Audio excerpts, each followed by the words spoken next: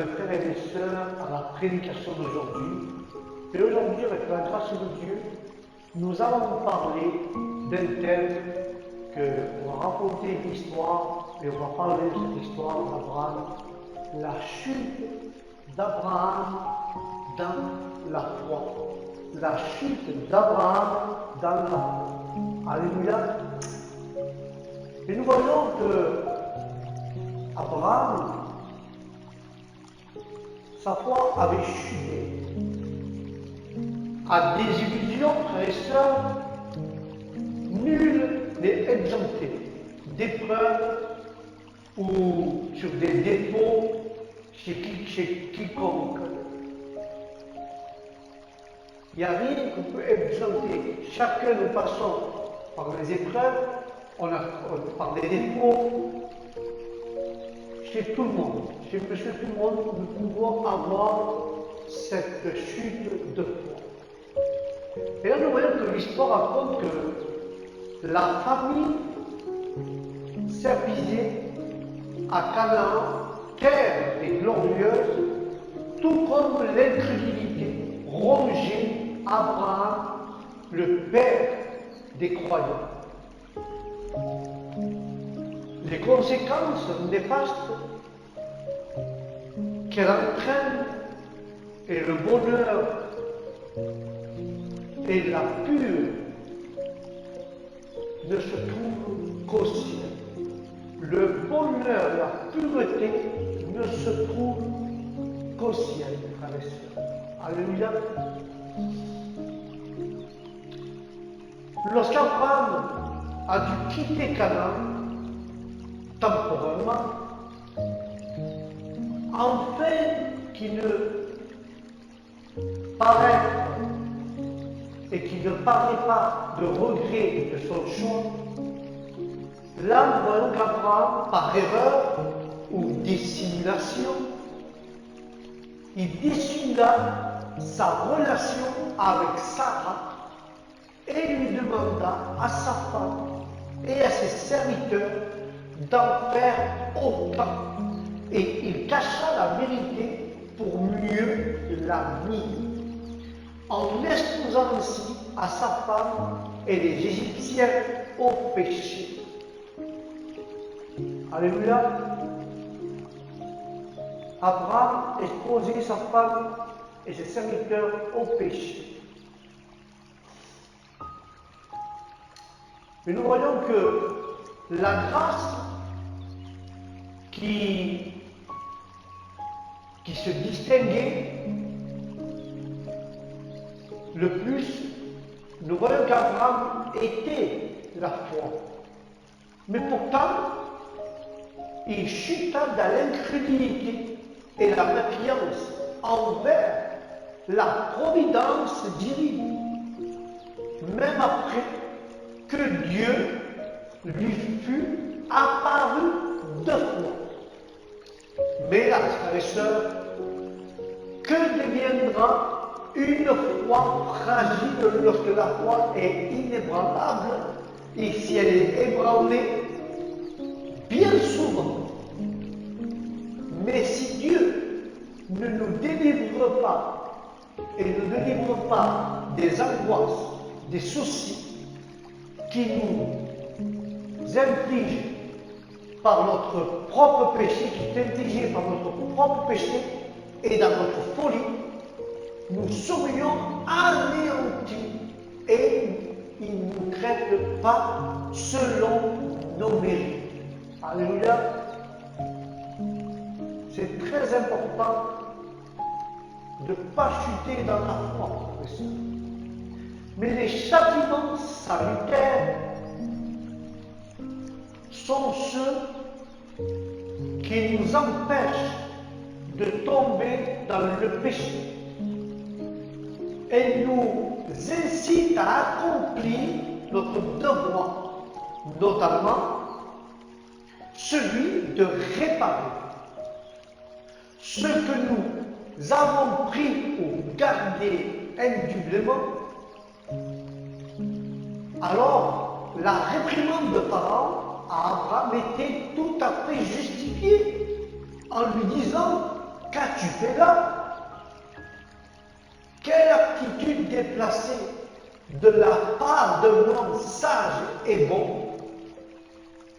Car si ceux qui professent la foi agissent injustement et trompeusement, surtout s'ils tiennent des propos proches du mensonge, ils doivent s'attendre à être réprimandés et en raison d'être reconnaissants envers ceux qui leur parlent ainsi.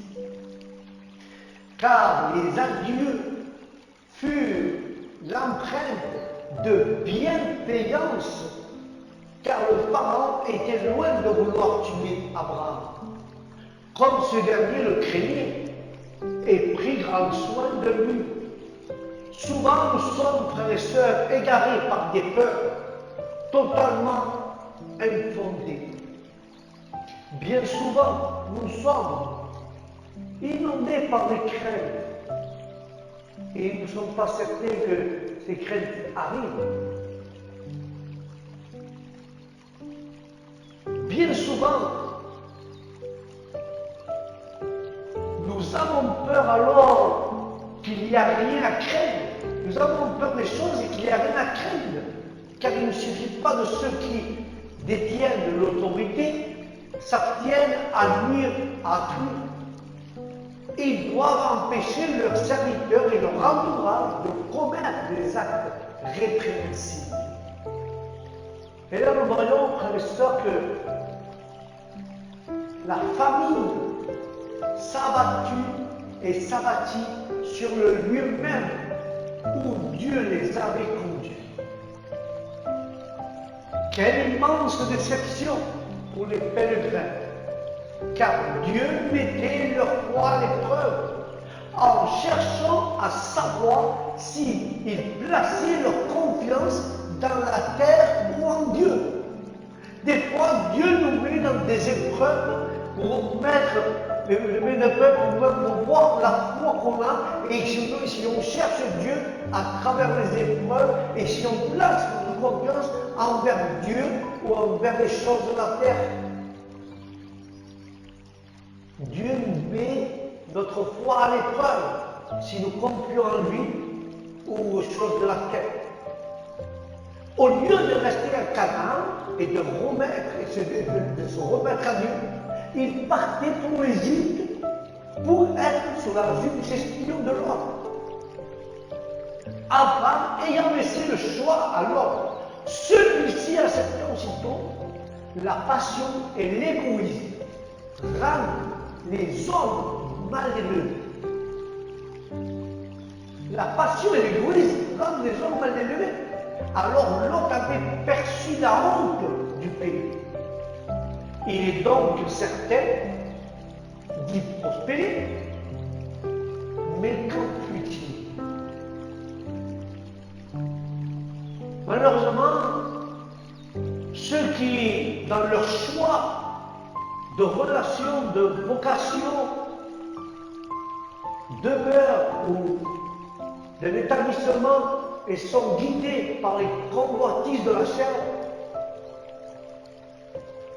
nous devons faire attention, car la convoitise des yeux ou l'orgueil ne peuvent espérer la présence ni la bénédiction de Dieu. Ceux qui ont de l'orgueil ou ils ont de la convoitise, ils ne peuvent pas voir ni la présence ni la bénédiction de Dieu. Ils sont régulièrement déçus, même par ceux vers qui tentent en premier lieu. Car ce principe devait guider tous nos choix. Ce qui est bon pour nous est bon pour notre âme. Et l'homme ne prêta guère attention à la méchanceté des habitants. Car les hommes de Sodome étaient des pécheurs audacieux et effrontés. Tel était le péché de Sodome. L'orgueil, la gourmandise, la paresse, et c'était une paresse abondante. Car Dieu accorde souvent des grandes richesses aux grands pécheurs.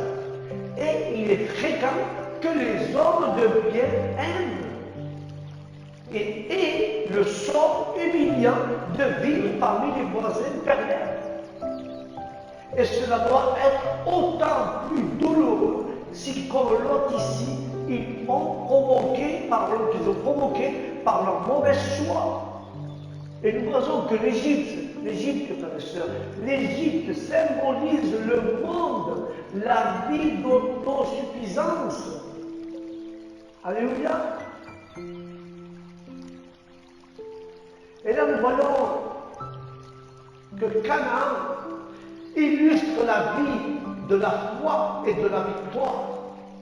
Et l'Égypte était arrosée par le Nil boueux. Et Canaan, lui, il recevait les pluies fraîches de Dieu. Mais Moïse, quand nous voyons l'histoire de Moïse, il leur présente l'avenir, la vie et la mort, ou la bénédiction et la malédiction. Ceux qui aient ou non respecté les commandements de Dieu, le péché tend à abréger la vie des hommes et la prospérité du peuple. Car Dieu les comblera de toutes sortes de bienfaits. S'ils aiment, ils le serviront. Et là, nous voyons que la piété est porteuse de promesses dans la vie. Mais la grâce de Dieu l'emportera plus. Il emportera plus de joie au cœur que les profits du bien et du vin et de l'huile. Se détourner de Dieu, frères et sœurs, pour se tourner vers des idoles, causera assurément leur peine. Frères et sœurs, prenez garde de ne pas tromper votre cœur.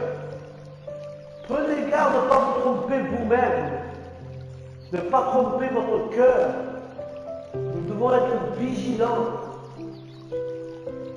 et de ne pas tromper notre cœur, car si nous trompons notre cœur, tous ceux qui abandonnent Dieu pour placer leur affection en une créature, ils trouveront cruellement, ils seront trompés et perdus, ce qui rend les choses encore plus graves. C'est que ce soit pas dans négligence, Abraham n'abandonnera pas sa tente et son autel, et il se fia au monde.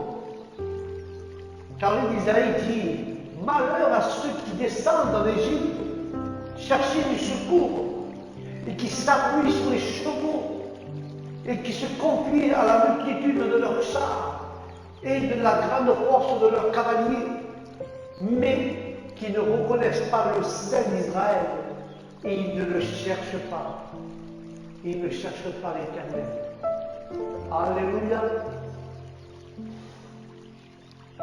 Car Dieu, frères et sœurs, oppose à l'aide obtenue des malfaiteurs. Dieu s'oppose de l'aide obtenue des malfaiteurs, car les pécheurs peuvent être convaincus de leur folie par des vérités claires et évidentes qu'ils ne peuvent nier,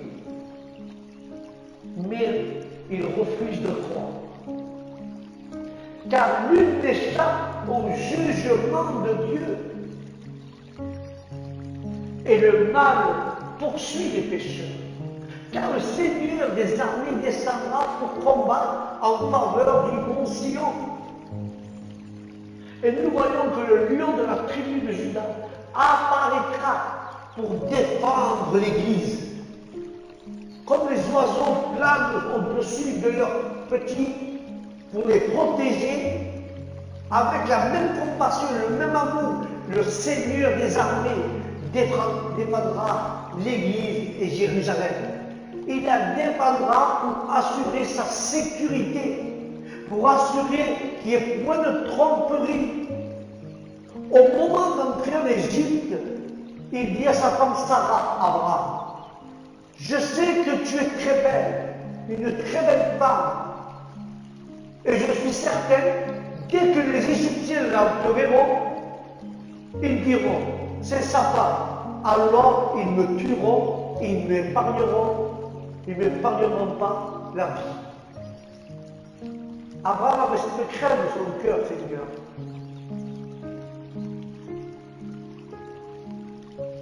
Car sa femme, sa femme était très belle, et Abraham avait peur d'être tué à cause de sa femme. Alors ils me tueront, ils ne vont pas m'épargner. Alors, un péché entraîne un autre. Abraham a d'abord confié et a mis sa confiance en Égypte. Et maintenant, il se lie à un autre mensonge pour protéger sa vie.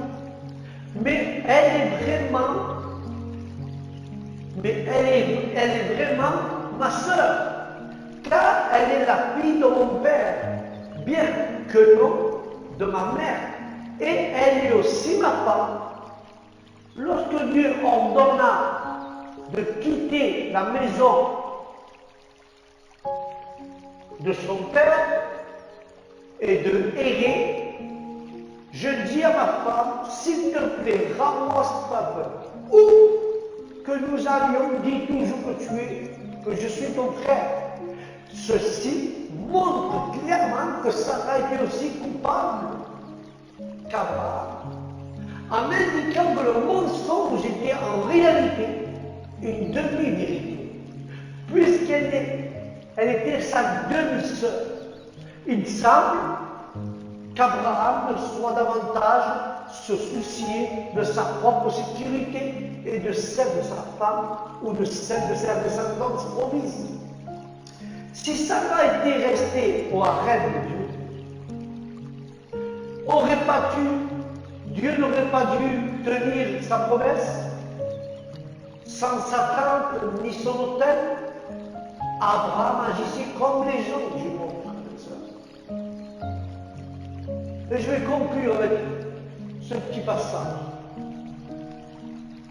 Abraham avait besoin que Dieu lui fasse une discipline. La discipline, elle peut être en nous aujourd'hui. Quelle honte, frères et sœurs, que le roi qui était en Égypte, le roi qui était incrédule, a dû réprimander Abraham, pourtant le père de la foi et croyant. Tant que la vérité sur Sarah demeurait inconnue, Pharaon traitait bien Abraham. Mais lorsque Dieu intervient pour révéler le mensonge d'Abraham, Dieu a leur demandé partie. Quel piètre témoignage donne un chrétien quand un chrétien donne un piètre témoignage, et lorsqu'un chrétien lorsqu'il se mêle au monde et fait des compromis, on dit que la foi, c'est vivre sans tromperie. La foi, c'est vivre avec la vérité et pas avec le mensonge. La foi, c'est vivre sans tromper personne.